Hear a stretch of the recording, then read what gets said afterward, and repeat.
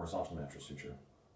And the horizontal mattress suture is used for areas where skin is thin and it would not tolerate a interrupted suture, because that standard interrupted suture would actually tear through the skin itself and the wound can fall right back open.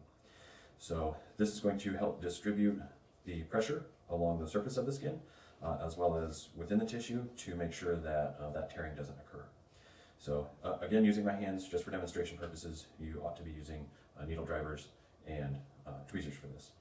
But you start by taking a bite of the skin a little ways away from the wound. Remember to pull through and then reset in the center.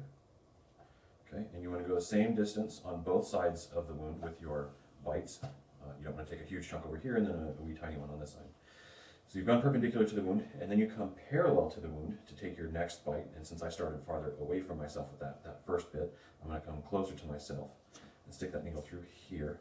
So you can see that I've traveled a parallel distance to the wound, closer towards myself, and I follow that pattern on both sides. And then what that does is you can see this line here will help distribute the weight of that stitch across the surface of the skin itself, as opposed to just being like an interrupted suture.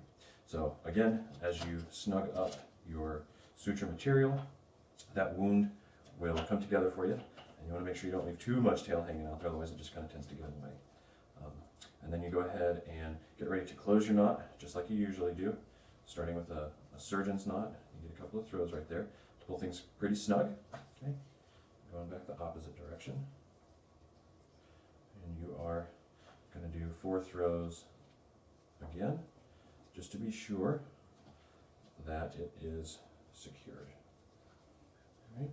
And then that is your horizontal mattress suture, and again, trim up your tails as you need to. And that way you can see again that the pressure of the stitch itself is distributed across the surface of the skin, so it's less likely to tear through the wound.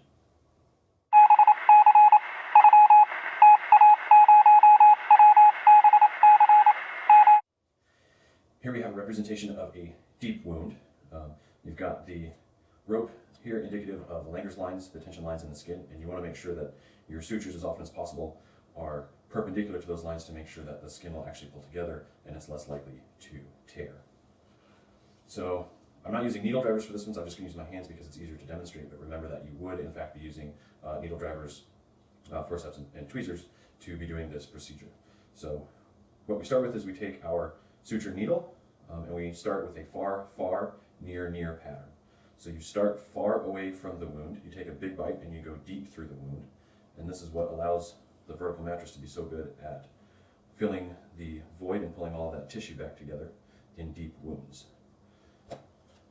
So you go far to far on opposite sides of the wound, and then you come and you take 2 near, near bites.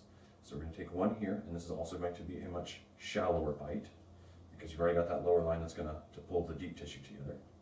Come out here, and you pull your suture material through.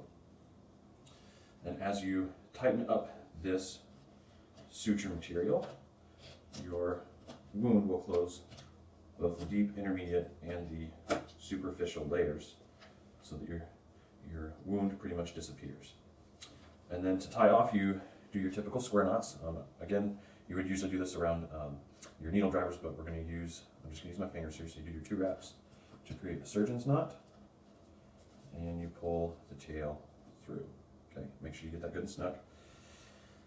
1 wrap on the other side to create your square knot, starting again, and we're just going to do 4 throws right here. So we have a nice looking square knot, and that secures our wound. And then you go ahead and you cut your tails off. And that is the vertical mattress suture, remembering that the suture lines themselves are going to be perpendicular to the wound itself.